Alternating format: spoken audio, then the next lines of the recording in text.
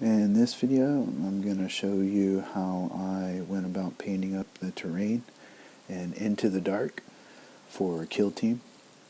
This is a really fun project, and I really had a good time doing this. It was really challenging and something new for me, so I hope you enjoy. I primed everything in black. I decided to use the airbrush for a portion of this because I wanted to practice and I want to improve with my use of it. So I started my base kit with Incubi Darkness, and then I layered on top using Kabalite Green. So this step that I did, I had different plans in the beginning. It's kind of a wasted step for what I ended up going with, but in the end it created an interesting looking black. But if I were to do this again, I would just start with a purple base as opposed to a green one. So after the base, I used Pink Horror. I started with a big makeup brush and dry brushed all the panels and walls and everything. This was to establish a base layer for the lighting effects, and also to give the impression of ambient light reflecting off the terrain as a whole.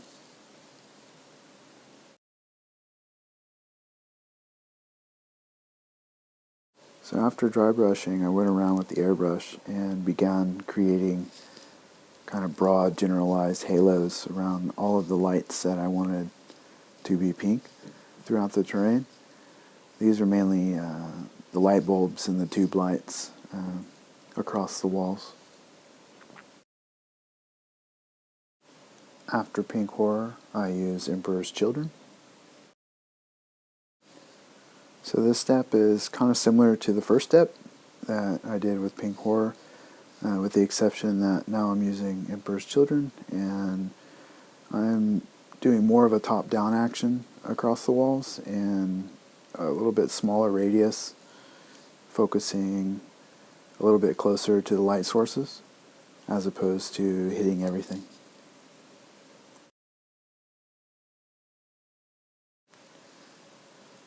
So in this step, I'm going back over those lights again and using the airbrush to kind of layer up the previous layer of Pink Horror with those halos.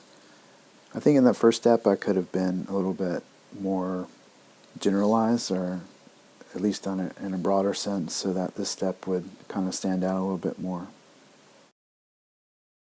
The next step is Fulgrim Pink. So in this step, I got a smaller makeup brush and started dry brushing mainly just around the light sources, in the areas around the light sources and the edges closest to the light source. And sporadically, some parts I hit some just random places here and there across the terrain just to make random spots pop out in the attempt to create a little bit of confusion. So I went back in again with the airbrush and again did basically the same thing I did in the previous two steps, with the exception being that I'm now kind of focusing more and concentrating my attention to the center of the light and the light itself. And I was hoping this would be enough, but it still needed a little bit more. The next step is matte white. So in this step I use the airbrush again and focused on the center of the lights with white. And this really made them pop, and I think this is the point where I felt like I achieved what I was hoping for with the light sourcing, and I was pretty happy at this point about where it had come to. The next step is Naggaroth Night. So in the beginning of the video, I talked about how the green step was kind of a wasted step. And that's not entirely true. It did create an interesting black, but I wanted to go back in and shade the bottom portions of the panels with purple, and that's what I'm doing here. The next step is Stegadon Scale Green. So now I'm going through and looking for all the servo skull lenses and all the screens and I guess the Tesla coils throughout the Galadark, and just laying a base layer around those and doing my best to be mindful about the lights and the pink that we did before.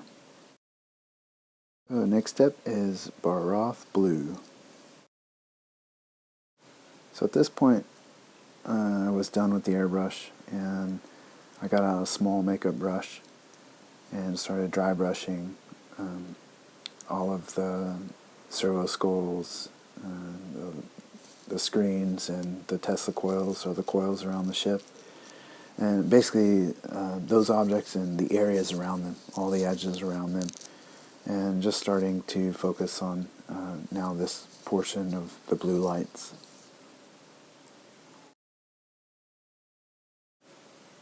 So after going through and dry brushing everything, I went back with decent sized brush and just made sure that the layers on all the screens and all the things I wanted blue was a consistent layer. And I spent a little bit of time going in and just making sure I painted those up. Next step is Blue Horror. So here I went back in with the small makeup brush and was dry brushing basically the central portions of this blue and just hitting the edges around those light sources a little bit just to kind of help them pop out.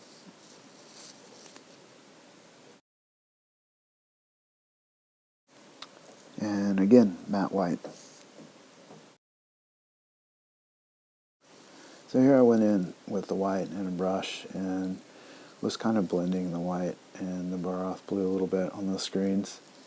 And that's just basically just trying to give, a little bit brighter light source, but I didn't want to take it to a max white. I wanted to kind of keep it simple because I might go back in later with some decals and kind of spice up those screens a little bit.